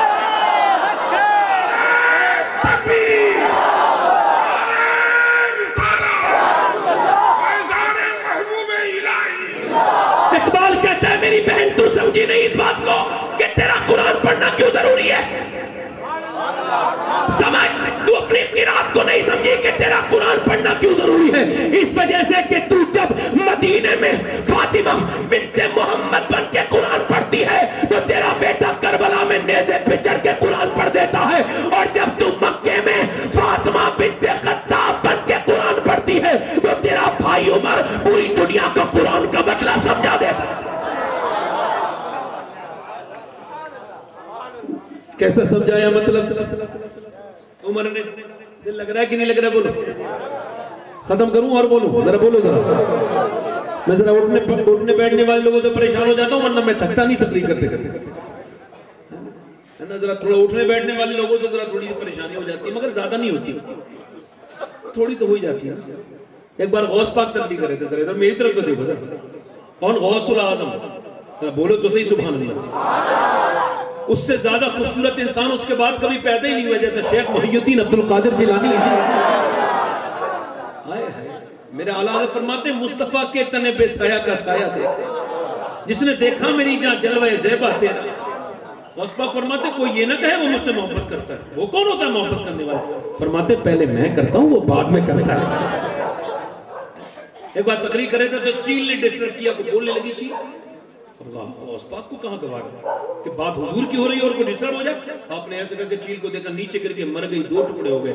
आपने तकरीर के बाद उठाया, कहने लगे सुन मेरा नाम अब्दुल कादिर है, आज के बाद तुझे जिंदा तो कर रहा हूं, मगर बता रहा हूं इधर से गुजरे तो आवाज ना करना, इस बार जिंदा कर रहा हूं, अगली बार जिंदा नहीं करूंगा। मेरा इमाम कहता है तेरी चिड़ियां हैं, तेरा दाना पानी, तेरा मेला, तेरी महफिल है।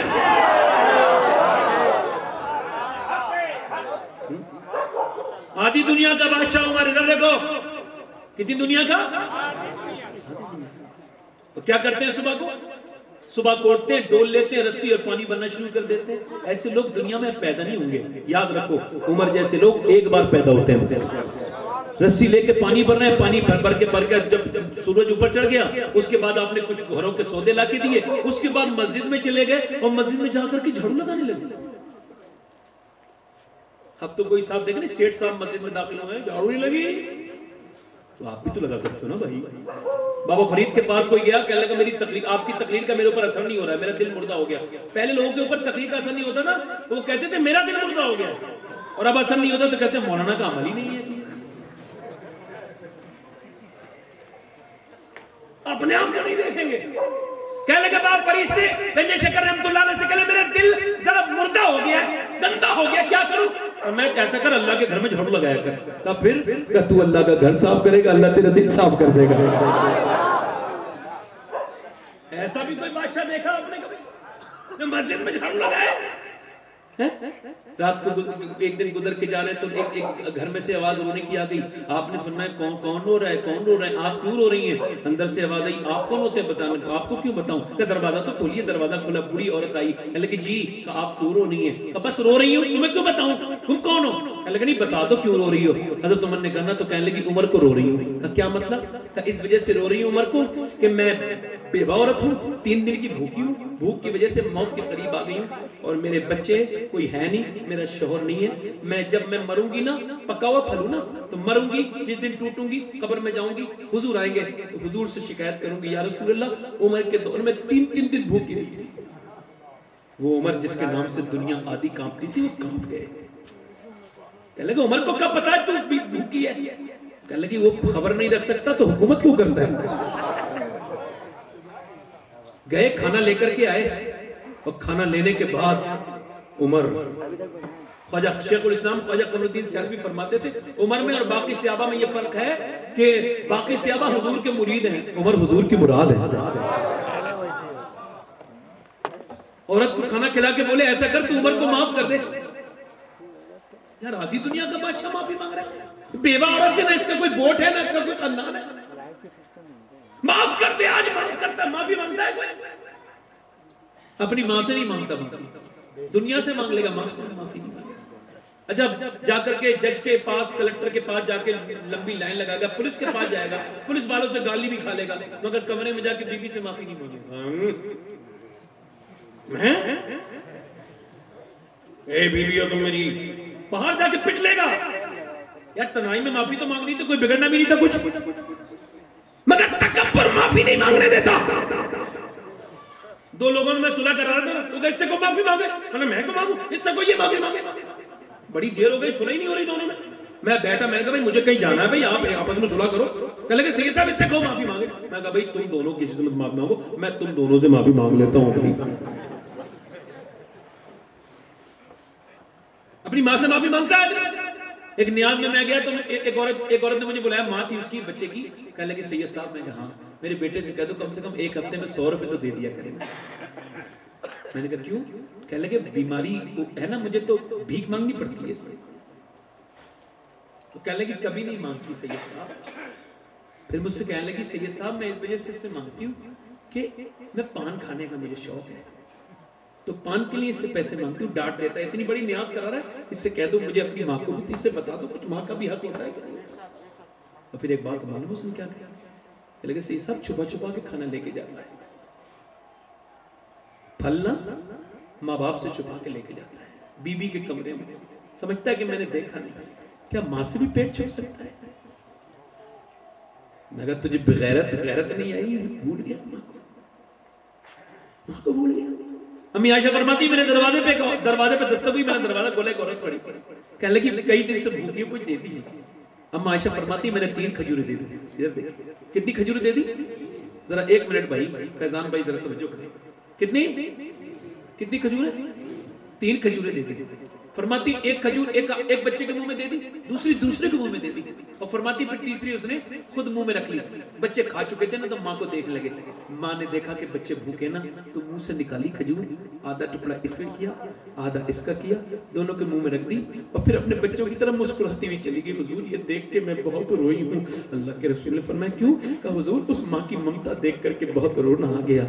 यार जो माँ अपने पेट काट के तुझे खाना देती है उसे भूल गया। मैं सैयद साहब बैठे हैं, ये अल्हम्दुलिल्लाह इमाम हुसैन की औलाद है, आप सब नेक लोग हैं। मेरी वालदा, पहले मैं घर जाता था अपने ओनियर, ये बात कह रहा हूँ मैं कि मेरी दरवाजे पे दस्तक देने की मुझे जरूरत नहीं पड़ती थी। गाड़ी की आवाज सुन के अम्मी दरवाजा खोलती थी। कोई 1.25 साल से अम्मी अब उठ बैठ नहीं सकती और उन्हें फालिज हो गया है, पैरालिसिस हो गया है। तो अब जब मैं जाता हूँ तो दरवाजा कभी कभी देर लग जाती है, जाता हूँ तो वो जागी रहती हैं। तो एक दिन मैंने कहा अम्मी नींद नहीं आती रात को, मैं तो बहुत रात में आता हूँ। कहने लगे बेटे नींद आती है, मगर तुम्हारी गाड़ी की आवाज सुन के आवाज जो है मेरी आंख खुल जाती है। फिर मेरा हाथ पकड़ के एक दिन बोली तू हुजूर के जलसे में जाते हो तो ये दुआ करो कि अल्लाह मेरे हाथ पैरों को ऐसा कर दे कि मैं जब तुम आया करो तुम्हारे लिए गाड़ी का दरवाजा खोल दिया करो, मैं तुम्हारे लिए दरवाजा खोल दिया करो। यार हाँ माँ होती है, मरने के बाद क्या ठंडी मिट्टी से रो गए, जीते जी रोना अपने माँ बाप से। बहुत बड़ा एहसान है माँ का, माँ जाहिर नहीं करती मगर बहुत बड़ी होती है माँ, बाप भी जाहिर नहीं करता। एक साहब कहने लगे सही साहब मेरे बाप ने ना मुझे बेदखल कर दिया पैसे से। मैं कहा तुम्हें ईद मिले और ईद आने वाली है अब्दुल रज़ाक से? कहने लगे नहीं ईद तो नहीं मिली। मैं कहा ईद मिलने ना, कहा नहीं मिलूंगा, बहुत नाराज है। मैंने कहा तुमने ईद में मिलनी है दुरूद भी पढ़ना। वो समझा कोई अमल चला गया, ईद के बाद है। कह लगा अब्बा नाराज राजी हो गए। मैंने क्या हुआ? कह लगे ईद वाले दिन मैंने कहा अब्बा मिलना चाहता हूं। मैं नहीं मिलूंगा।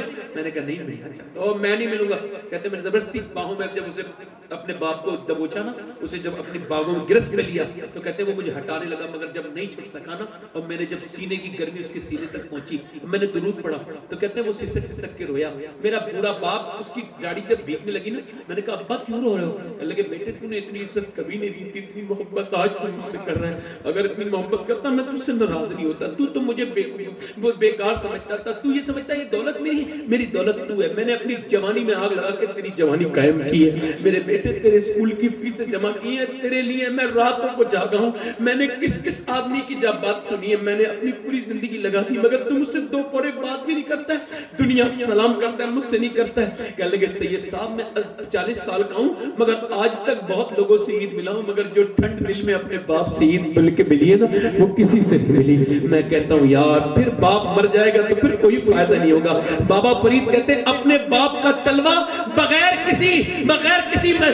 किसी कपड़े के चूम लेना एक फरमाते 7 साल की नफली इबादत से बेहतर है। मेरे हुजूर फरमाते जिसके माँ बाप राजी हो गए उससे अल्लाह राजी हो गया। अल्लाह अकबर। मियां जब दिल में इश्क हो ना तो आदमी क्या करे, उमर जैसा आदमी करे तू मुझे माफ कर दे। औरत बोली कि क्यों? का उमर को माफ कर दे। का तुझे मैं नहीं माफ करूंगी। का माफ कर दे। उसे पता नहीं था, माफ कर दे। कह लगी चल माफ करती हूँ, तू कहता है तो माफ करती हूँ। उमर बोले लिख के दे। का मैं लिखना नहीं जानती हूँ, तू लिख ले मैं दस्तखत कर दूंगी। उमर ने क्या लिखा? एक औरत नाराज हो गई थी उमर के जमाने में, उमर ने उसे मना लिया, वो अब ठीक हो गई, राजी हो गई है। ये इस पे दस्तखत होने वाले थे, मौला अली आ गए, हजरत हुजैफा आ गए। कह लगे अमीर मोमिनीन आप यहाँ बैठे, हम आपको ढूंढ रहे थे। औरत ने कहा ये अमीर मोमिनीन है? कहां? कि उमर है? कहां?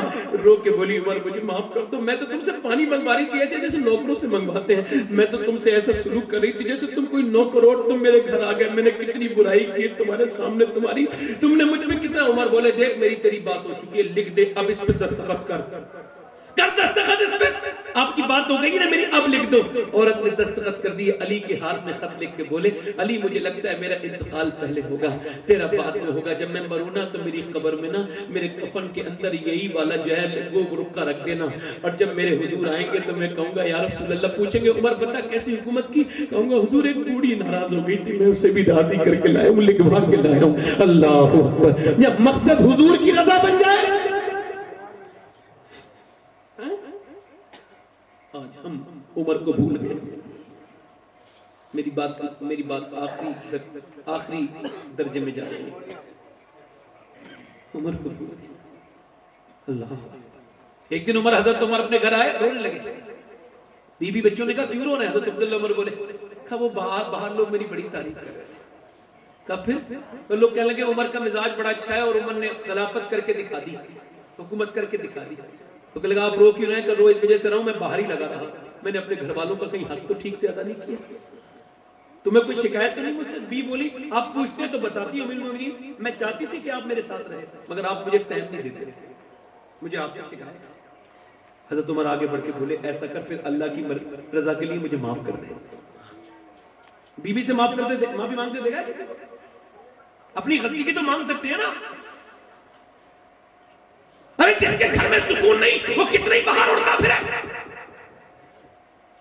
हुजूर ने फरमाया तुम में बेहतर वो है जो बीवियों के लिए बेहतर है।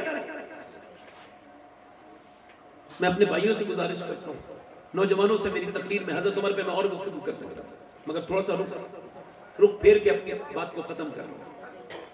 मैं आपसे अर्ज ये करना चाहता हूं नौजवानों, आज के बाद अपनी जिंदगी ऐसी गुजारो जैसी उमर ने जिंदगी गुजारी है। 14 पे मत लगे हुए, अल्लाह अकबर। उमर के 14 पे मत लगे हुए, मगर मियां बादशाह कैसा है जरा गौर तो करो। ऐसा बादशाह है मियां आदि पहमद लगे हुए, मगर ऐसा बादशाह मियां जैसी ईमान लाए तो अल्लाह के रसूल ने फरमाया सुनो जिब्राइल आए, उन्होंने कहा कि जितने मक्के वाले खुश हैं उससे ज्यादा आसमान के फरिश्ते खुश हो रहे हैं उमर के ईमान लाने।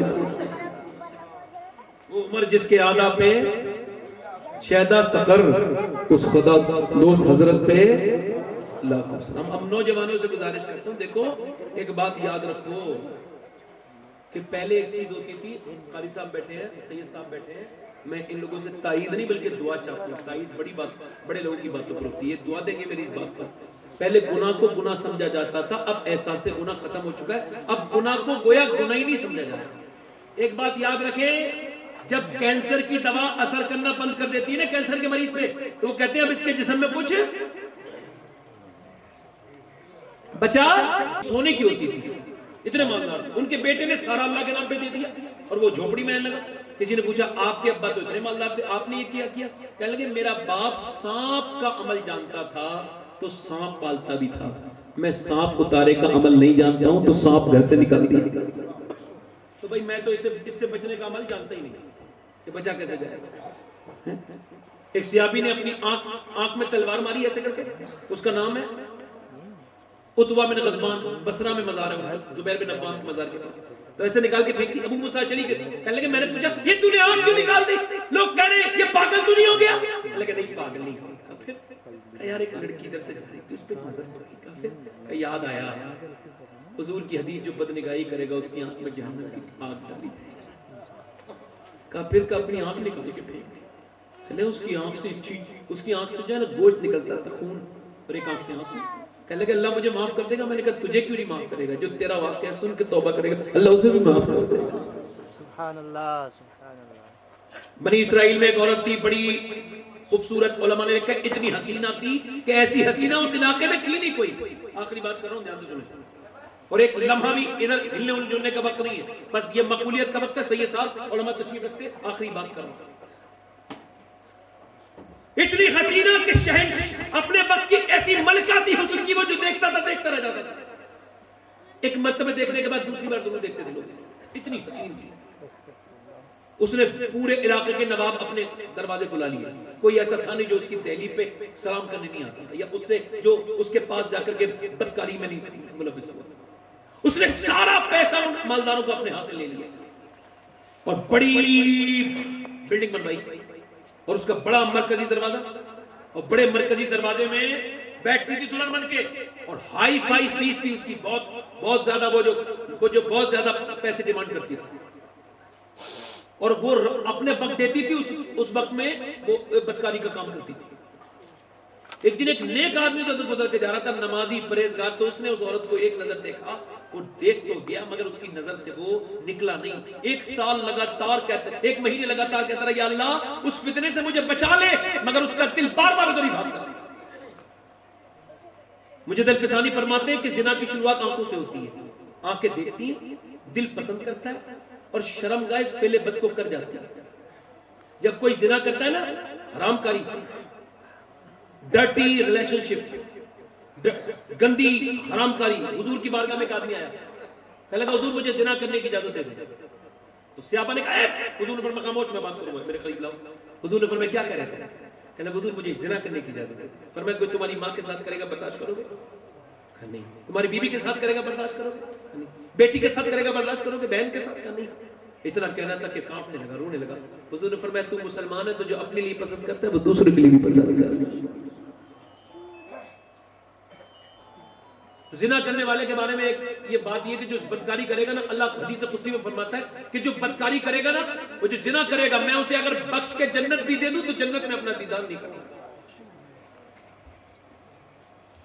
अब कोई अपने घर बुला के खुद छुप जाए। अभी मैं सैयद साहब के घर आऊं, मिसाल के तौर पर बता रहा हूं, और सैयद साहब मुझे दुनिया भर की चीजें दें और खुद मुलाकात ना करें। हुजूर फरमाते जन्नत की सारी नेमतों में सबसे बड़ी नेमत अल्लाह का दीदार होगा।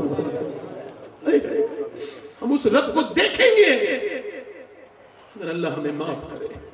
को उसके मालिक पूरी रात रोता रहा। वो एक दिन सब कुछ बेच के उस औरत के पास आके बोला ये पैसे ले ले, जब से तुझे देखा तेरा ख्याल ही नहीं निकलता, बता कौन से वक्त आना। उसने कहा फला दिन आ जाना, ये फला दिन आया। वो रात को वक्त बैठी बिल्कुल दुल्हन बने, बेहतरीन कपड़े अपने, बेहतरीन जो है वो कमरा उसका इत्र से जो है वो इत्र से पूरा मुअत्तर, और ये अंदर गया, इसने देखा बेहतरीन हसीना बैठी है, अपने वक्त की हसीना बैठी है। आगे बढ़ा, आगे बढ़ के फीस जमा कर चुका था, बिस्तर पे बैठा। बैठने के बाद इसने उसके हाथ पे हाथ रखना चाहा, हाथ रखा नहीं था कि हाथ कांपने लगा, और कांपते कांपते रोया। उठ के खड़ा हुआ, बोला जा रहा हूँ। कहा क्यों? कहा मेरी तबीयत बिगड़ने लगी। कहा सही बता वरना जाने नहीं दूंगी। कहा सुनना चाहती? सही। कहा बात ये ये कि जब मैं तेरे हाथ पे हाथ रख रहा था ना, तो मैंने सोचा जब रात को सजदा करता हूँ तब भी अल्लाह देखता है, और जब मैं तेरा हाथ पकड़ रहा हूँ तब भी अल्लाह देख रहा है, तो मैं ये काम नहीं कर सकता, मैं जा रहा हूँ। अल्लाह अकबर। जब आप जुमे के दिन नमाज पढ़ते हैं ना, तब भी अल्लाह देखता है, और जब आप जुमे के दिन नमाज पढ़ने के बाद बाहर को निकल के किसी लड़की को बुरी नजर से देखते हैं, तब भी अल्लाह देखता है। जब अपनी मोबाइल की स्क्रीन पे गंदी चीज देख रहे हैं, तब भी अल्लाह देखता है। सबसे हया आती है, लॉक लगा के रखते हो, कोई ऐसी भी चीज बनी है जो अल्लाह से लॉक लगा जाए, बोलो उससे कब कहोगे अल्लाह अकबर। और अब तो इज्तिमाई गुनाह होने लगे। ये उलमा बैठे, बताऊं गुनाह वो होता है जो छुप के करा जाए, और जो खुल के गुनाह होता है गुनाह नहीं होता, बगावत होती है अल्लाह के साथ, बगावत। लोग कहते हैं भाई हालात ठीक नहीं है, माहौल अच्छा नहीं है। यार माहौल से फर्क नहीं पड़ता कोई, माहौल ये है कि अगर लूत की बीवी हजरत राबिया हैं और रहती कैसे माहौल में, फिरौन के घर में, मगर अल्लाह की मोहब्बत दिल में है तो अल्लाह ने जन्नती बना दिया है। बताओ तो, अल्लाह अकबर। और बीबी नूह की है, मगर दिल में मोहब्बत नहीं है तो बर्बाद हो गई है। जरा गौर तो करें, तवज्जो करें। वो मियां वो आदमी के लगा मैं जा रहा हूं, मैं गुनाह नहीं कर सकता। औरत जब वो चला गया ना, तो औरत रो के बोली मालिक एक बारी आया था, हाथ तक नहीं लगाया, और इतना कांपा है, इतना रोया है। और मैं तो पूरी जिंदगी की बदकारा हूं, कैसी बदकारी की है मैंने, तो कितनी रातें बर्बाद की हैं। किसी रोने लगी, कई दिन तक खाना नहीं खाया। किसी ने कहा मूसा के पास चली जा, मूसा के पास गई तो किसी ने कहा मूसा आपको फला औरत मिलने आई है। मूसा ने नाम सुना ना इतनी बुरी औरत का, भगाओ उसे यहाँ से, इतना कह दिया, उसका दिल टूट गया, फट से टुकड़े हो गए। अपने घर गई, दरवाजे पे बंद। मूसा अलैहिस्सलाम ने नाम सुन के उसे डांट दिया, तो जैसे महफिल में नाम आ गया था। वो दरवाजा बंद करके ना, और फिर सजदे में गिर के बोली मालिक तेरे नबी ने मुझे भगा दिया, मगर ये बता तू भगाएगा तो मैं कहां जाऊंगी। ज़मीन भी खुदा की, ज़मा भी खुदा का, मकान भी खुदा का। गुनाहगार बंदे कहां जा सकेंगे खुदा की खुदाई से बाहर निकल के। बरसता नहीं देखकर अपने रहमत बतों पर भी बरसाने वाले। रो के बोली मालिक मेरे जैसी बदकार, मेरे जैसी गंदी औरत, मेरे जैसी बेकार औरत अगर पूरी दुनिया में कोई नहीं है, तो तेरे जैसा बख्शने वाला भी तो कोई नहीं है ना। अगर मेरे गुनाहों की कोई हद नहीं है, तो तेरी मेहरबानियों की भी कोई हद नहीं है। मेरे मालिक मुझे माफ कर दे, मैं तुझसे तौबा करती हूँ, मुझे माफ कर दे। मेरे रब ऐसे कह रही थी, दरवाजे पे दस्तक हुई, कहने लगी देख मालिक दरवाजे पे फिर कोई ग्राहक आ गया, ये मुझे गंदा कर देगा, मुझे बचा ले।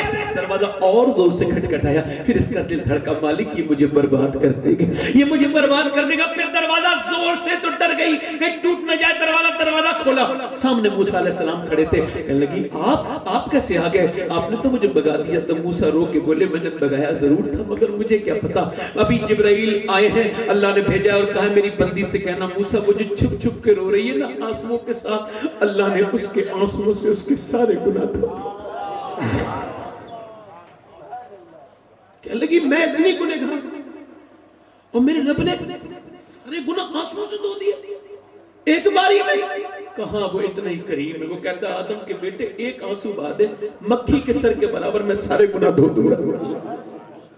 एक बार मुझसे बात तो कर, दुनिया से बातें करता है, मुझसे भी तो बात कर, तुझे पलट के मेरी तरफ आना। रोक के बोली मूसा मैं जा रही हूँ, यहाँ नहीं रहूंगी वरना मुझ पे असर पड़ जाएगा। निकल गई, उस आदमी के पास जा रहे निकाह करूंगी जो मेरे घर आया था। गई, उसने निकाह, उसके घर गई, वो आदमी बैठा था, उसने देखा इसे, एकदम खौफ के मारे डर गया। अल्लाह वाला था, अल्लाह ये फिर आ गई, मुझे बचा ले। एक बार देखा था ये तो मेरे पीछे गिरा, इंतकाल कर गया खौफ खुदा से। इसके छोटे भाई से इसके घर वालों ने शादी करवाई। कहानी सुनने के बाद उलमा लिखते हैं 7 बच्चे हुए इसके, अल्लाह ने 7 को अपना वली बना लिया। कितने लोग आप में ऐसे हैं जो हुजूर के नाम पे गर्दन कट सकते हैं? दोनों हाथ उठा के बताएं, नीचे हाथ कर लिया, दोनों हाथ उठा के बताएं कितने लोग गर्दन कटा सकते हैं? दोनों हाथ उठा के बताएं, नीचे। जो गर्दन कटा सकता है कुछ भी कर सकता है ना। एक दूसरे की तरफ मत देखना।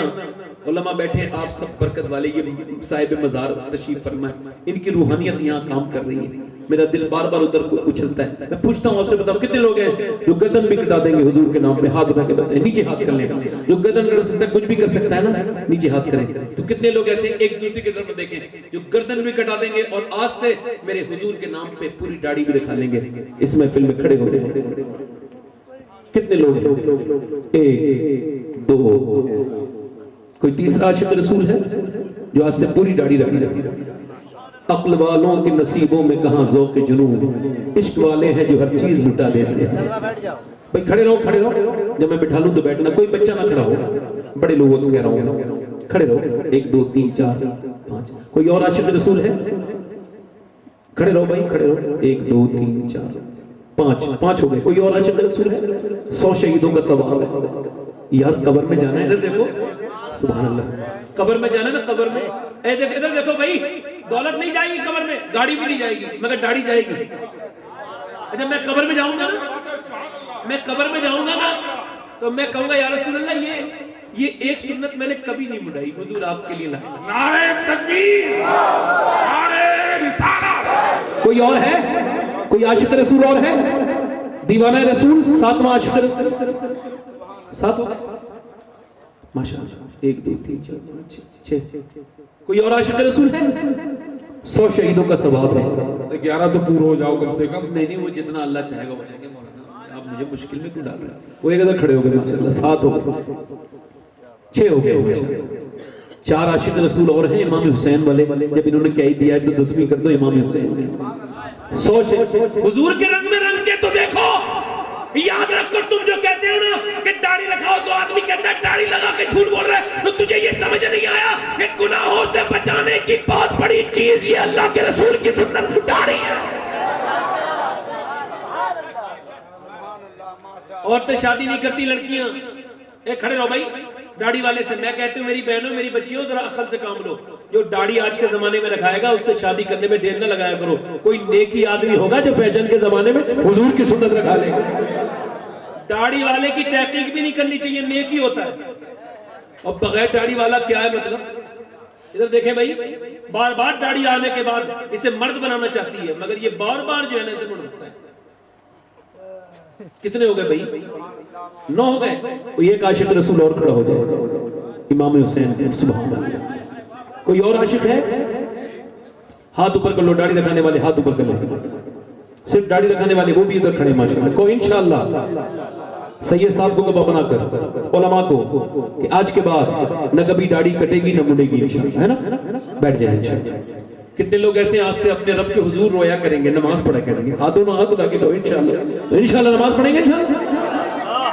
नियत करो, हाथ ऊपर करो, ऐ अल्लाह हाथ उठाना इनका काम है, कबूल करना तेरा काम। जिक्र उमर के सदके में नमाज दे परवरदिगार। इंशाअल्लाह अपनी बहन बेटी को पर्दा कराएंगे, माँ बाप की खिदमत करेंगे इंशाअल्लाह, मसलक आला हज़रत पे कायम रहेंगे इंशाअल्लाह। अल्लाह आप सबको सलामत है। दाढ़ी रखाने में शर्म मत किया करो, दाढ़ी रखाने से खूबसूरती कम नहीं होती, बढ़ जाती है। अभी कुछ दिनों पहले बरेली से एक जनाजा निकला ना, तो ऊपर छतों पर से देखते थे गैर मुस्लिम और कहते थे बरेली का अख्तर रजा इतना हसीन है, तो फिर बगदाद के गौसे आजम कितना खूबसूरत। इंशाअल्लाह नमाज पढ़ेंगे इंशाअल्लाह। अल्लाह ताला आप सबको सलामत रखे। मुझसे देखो पढ़ने में कर में कोई गलती हो गई है ना, तो मुझे माफ कर दे, मैं तौबा करता हूँ, आप भी तौबा करें। बड़े अस्तगफिरुल्लाह रब्बी मिन कुल्ली ज़म्बिन व अतूबु इलैह। पढ़ लीजिए ला इलाहा इल्लल्लाहु मुहम्मदुर रसूलुल्लाह। मेरी जिंदगी का मकसद तेरे दीन की सरफराजी, मैं इसीलिए मुसलमान, मैं इसलिए नमाजी। इस्लाम जिंदाबाद, मसलक आला हज़रत पाइंदाबाद। इन्न दीन इंदल्लाहिल इस्लाम। सदक़ल्लाहुल अज़ीम। अस्सलामु अलैकुम व रहमतुल्लाहि व बरकातहू। आपका बहुत शुक्रिया। अल्लाह आपको खुश रखे, आसानियों में रखे। अस्सलाम वालेकुम।